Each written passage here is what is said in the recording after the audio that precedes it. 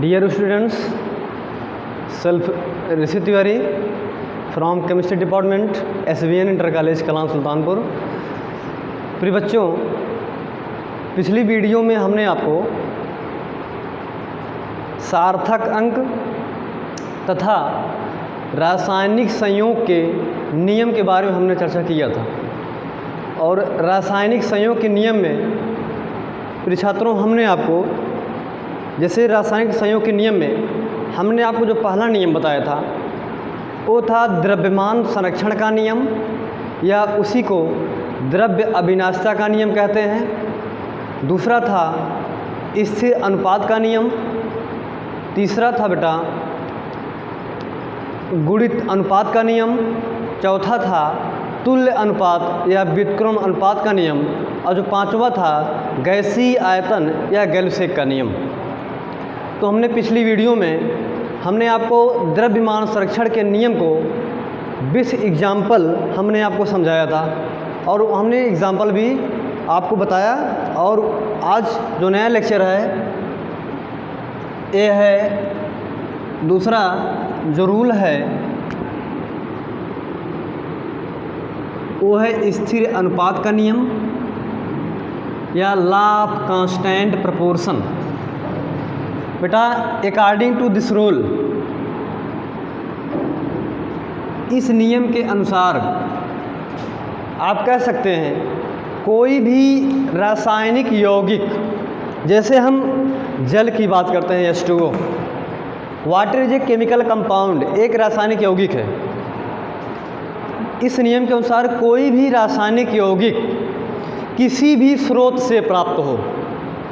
अब बेटा, स्रोत का मतलब हमने बोला कोई भी रासायनिक यौगिक, जैसे हम जल की बात करते हैं, रासायनिक यौगिक किसी भी स्रोत से प्राप्त हो। जैसे हम जल के रिस्पेक्ट में बात करते हैं, अब जैसे जल का स्रोत क्या क्या हो सकता है?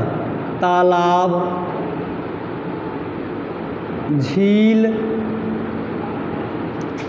समुद्री जल,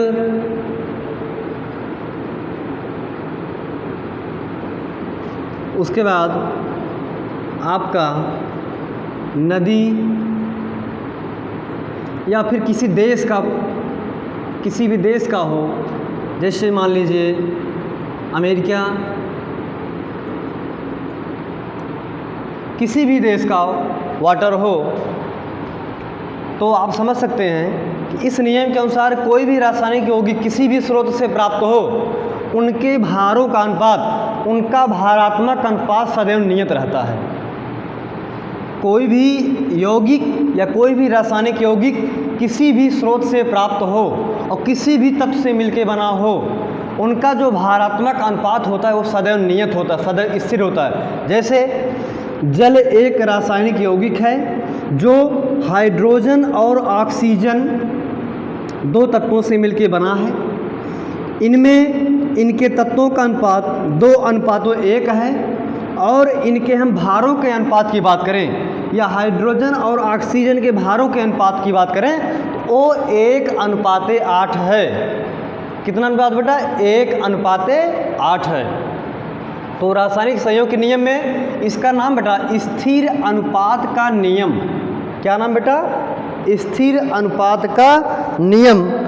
तो आप कह सकते हैं कोई भी रासायनिक यौगिक किसी भी स्रोत से प्राप्त हो, उनके भारों का अनुपात या उनका भारात्मक अनुपात सदैव नियत या स्थिर होता है।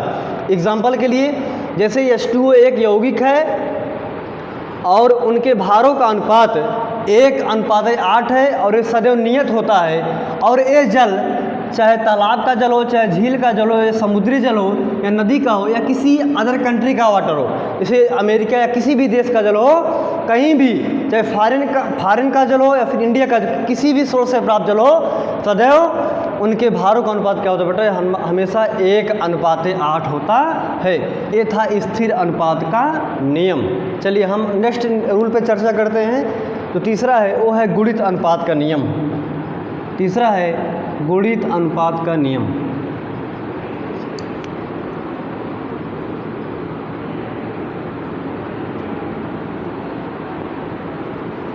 Law of constant proportion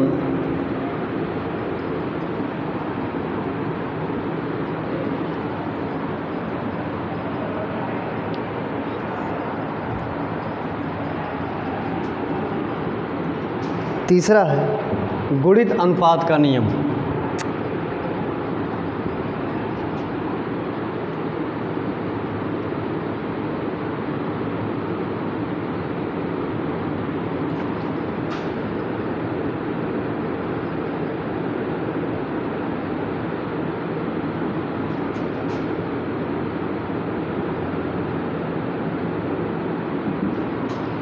law of multiple proportion.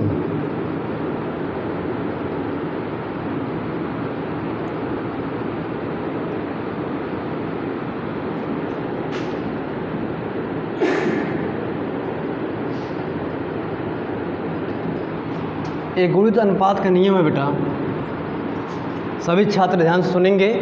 गुणित अनुपात का नियम मैं आपको गुणित अनुपात के लिए बेटा मैं आपको बताना चाहूँगा, जब दो रासायनिक यौगिक आपस में संयोग करते हैं, जैसे जब दो रासायनिक यौगिक आपस में संयोग करते हैं, हम मानते हैं कि वो दो तत्व हैं कार्बन और ऑक्सीजन, कार्बन और ऑक्सीजन। तो कार्बन और ऑक्सीजन के संयोग से, कार्बन और ऑक्सीजन के संयोग से दो यौगिक बनता है।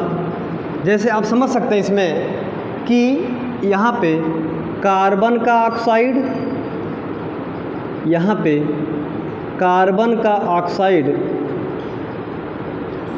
कार्बन का ऑक्साइड, यहाँ पे कार्बन का भार, कार्बन का भार, और तीसरे कॉलम में ऑक्सीजन का भार, ऑक्सीजन का भार। चलिए, हमने बोला एक तत्व है, दो तत्व हैं, एक है कार्बन, एक है ऑक्सीजन।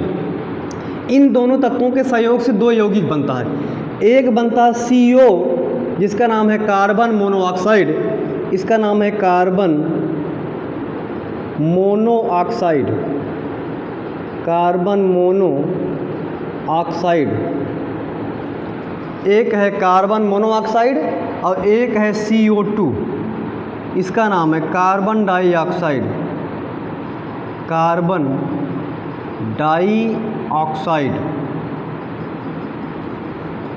तो बेटा गुणित अनुपात के नियम में दो तत्व हैं कार्बन और ऑक्सीजन, इनके संयोग से दो तत्व बना, एक बना कार्बन मोनोऑक्साइड, दूसरा बना कार्बन डाइऑक्साइड।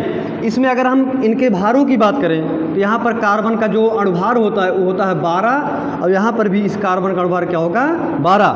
यहाँ पर एक ऑक्सीजन है इसलिए इसका 16 गुणे 1 कर सकते हैं, बराबर 16 हो सकता है। और यहाँ पर अगर O2 की बात करें तो यहाँ पर एक ऑक्सीजन का 16, तो दो ऑक्सीजन को हो जाएगा बेटा 32। तो आप कह सकते हैं गुणित अनुपात के नियम में यदि दो तत्व अलग अलग आपस में संयोग करते हैं तो एक तत्व का जो भार होता है, एक तत्व का जो स्थिर या कांस्टेंट भार होता है वो दूसरे तत्व के अलग अलग भारों के गुणित अनुपात में होता है। तो यहाँ आप कह सकते हैं उपरोक्त, यहाँ आप कह सकते हैं उपरोक्त विवरण से, उपरोक्त विवरण से स्पष्ट है, स्पष्ट है कि उपरोक्त विवरण से स्पष्ट है कि यहाँ पे कार्बन और ऑक्सीजन, यहाँ पे आप समझ सकते हैं कि कार्बन का जो भार है वो नियत है, लेकिन ऑक्सीजन का भार क्या कर रहा है, वेरी कर रहा है। यही इसका रूल है बेटा कि जब दो तत्व आपस में संयोग करते हैं, एक तत्व के स्थिर, एक तत्व के भार की स्थिर मात्रा दूसरे तत्व के अलग अलग भारों के एक गुणित अनुपात में होता है। तो यहाँ आप निकाल सकते हैं। सो यहाँ पे आप कर सकते हैं कि इसमें जैसे यहाँ पर कार्बन का जो भार है यहाँ पे आप दिखा सकते हैं बेटा, यहाँ पर आपसे इसका सेम है लेकिन इसका अलग अलग है। यहाँ पर इसका क्या है 16:32, और इसका रेशो निकालना चाहेंगे, ये हो जाएगा 1:12। 2। तो देखिए इनका रेशियो जो है एक गुणित अनुपात में है, ये है गुणित अनुपात का नियम। तो आप कह सकते हैं इस नियम को बेटा 1803 में, इस नियम को 1803 में जॉन डाल्टन एक वैज्ञानिक थे, जॉन डाल्टन इस नियम को दिया था। तो गुणित अनुपात के नियम को एक बार बेटा मेमोराइज कर दे रहे हैं, आप समझ लीजिए। इसमें जब दो तत्व परस्पर रासायनिक संयोग करते हैं, हमने बोला दो तत्व कौन कौन से हैं, कार्बन और ऑक्सीजन। जब दो तत्व परस्पर रासायनिक संयोग करते हैं करके एक या एक से अधिक तत्व बनाते हैं, जैसे दो तत्व कार्बन और ऑक्सीजन है, एक या एक से अधिक, दो बनाए कार्बन और ऑक्सीजन बनाए, कार्बन मोनोऑक्साइड बनाया और CO2 बनाया, एक या एक से अधिक तत्व बनाते हैं। तो एक तत्व के समान द्रव्यमान, तो एक तत्व का समान द्रव्यमान, यहाँ पर कार्बन का द्रव्यमान क्या है, समान है। एक तत्व का समान द्रव्यमान दूसरे तत्व के, एक तत्व का समान द्रव्यमान दूसरे तत्व के द्रव्यमान से संयोग करके एक सरल गुणित अनुपात में होता है। यहाँ पर कार्बन का द्रव्यमान क्या है, समान है, ऑक्सीजन का द्रव्यमान क्या है, वेरिएशन है। यहाँ पर आप देख रहे हैं इनका जो रेशियो है 1:2 के अनुपात के में है, इसलिए इसको हम गुणित अनुपात का नियम कहते हैं। यह है लॉ ऑफ मल्टीपल प्रपोर्शन। इसको सन 1803 ईस्वी में जॉन डाल्टन ने दिया था। चलिए बेटा एक बार फिर मेमोराइज कर देने आपको हम। इस नियम के अनुसार जब दो तत्व आपस में संयोग करके एक या एक से अधिक तत्व बनाते हैं, तो एक तत्व के निश्चित मात्रा दूसरे तत्व के निश्चित मात्रा से संयोग करके जो रेशियो बनता है वह एक गुणित अनुपात में होता है, इसलिए इसे हम गुणित अनुपात या फिर लॉ ऑफ मल्टीपल प्रोपोर्शन कहते हैं। चलिए बेटा हम तीसरे रूल की बात करते हैं। तीसरा है व्युत्क्रम अनुपात का नियम। जो थर्ड रूल है वो है व्युत्क्रम अनुपात का नियम।